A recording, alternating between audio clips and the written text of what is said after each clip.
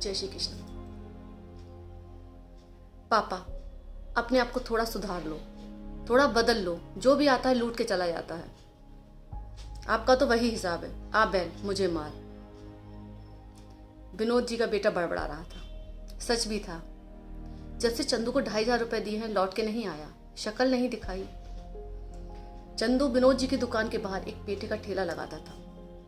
पेठे का ठेला खुला होने के कारण मक्खियां भी बहुत आती थी, जिससे उसकी बिक्री भी कम होती थी। चंदू अचानक विनोद जी की दुकान में पानी पीने आया। विनोद जी ने समझाया कि इसे कवर करके रखो, एक शीशे का कवर बनवा लो जिससे पेठा ढका रहे, तो तुम्हारी बिक्री अच्छी होगी। तुम्हारा पेठा भी बहुत अच्छा है और उसकी सजावट भी बहुत अच्छी है। चंदू की आंखों में आंसू आ गए। क्या करूँ बाबूजी, जितना कमाता हूँ घर की गुजर बसर के लिए ही कम पड़ जाता है। 2 महीने पहले पापा भी गुजर गए। सारी परिवार की जिम्मेदारी मेरे ऊपर आ गई है। कुछ बचा ही नहीं पाता जो कुछ कर सकूं। विनोद जी ने जेब से 2,500 रुपए निकाले, चंदू को दिए। ले, ठेले का शीशा बनवा लेना। और आज का दिन है। चंदू नजर ही नहीं आया। लेकिन विनोद जी का एक ही था हिसाब, नेकी कर दरिया में डाल। सोचा, मुस्कुराए और बेटे से बोले, ला झोला दे, बाजार से थोड़ा सामान ले आता हूँ।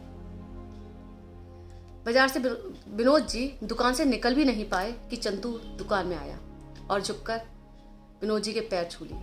विनोद जी का बेटा आश्चर्यचकित होकर चंदू को देख रहा था कि वो उसके पापा के पैर छू रहे हैं, और उसने बड़े स्नेह से विनोद जी का हाथ पकड़ा और दुकान के बाहर ले गया। बाबूजी इधर आइए, कुछ दिखाना है।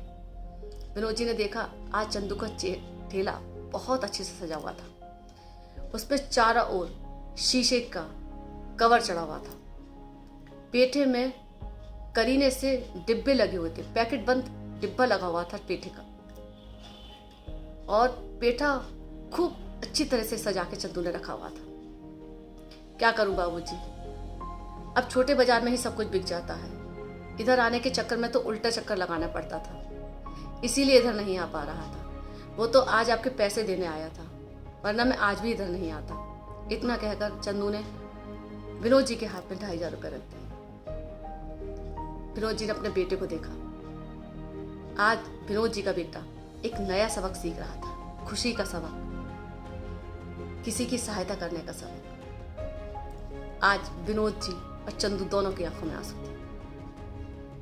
लेकिन विनोद जी का बेटा स्वाभिमान से अपना सर ऊंचा किए होता है कि उसके पापा एक नेक इंसान है। जय श्री कृष्णा, जय श्री राधे। अगर मेरी स्टोरी आपको अच्छी लगती हो तो प्लीज़ लाइक करिए, शेयर करिए और सब्सक्राइब करिए।